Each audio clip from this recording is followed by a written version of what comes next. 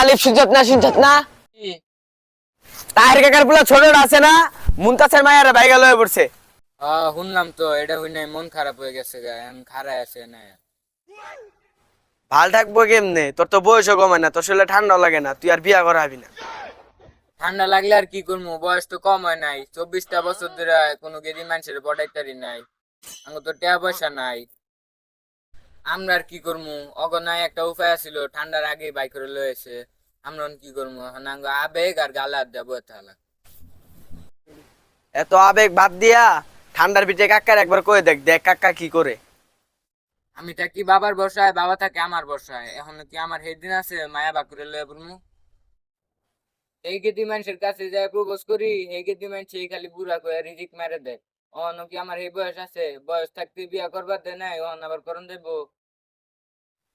এখন আর কি করবি ক, উপায় তো আর নাই, দেখ তো কোন ওখান থেকে ঘুরে পারতেছি নাকি, থাকলে ওইটা বিয়া করে আলা। এটাই করতে হইব। অন্যারি বাউ নিতাছি, দুলা বাইরে কইলাম সময় থাকতে বিয়া করাও নাই, অন তো আমার সময় শেষ হয়ে যাইতাছে। আমার কাছে একটা পাত্রী আছে, নিবি নি? নিমু। কেমন দেয়া যায়? এমনি বালা দেয়া যায়, কিন্তু এক পুলানের মা। সমস্যা নাই, আমার আবার সময় শেষ, টেম্পার টেম্পার নাই, বিসি মিসি কান দুইটা গেছে গা, চলবো ওইটাই বিয়া করবো দূরে লয়। এখন তুই কি করবার চাস?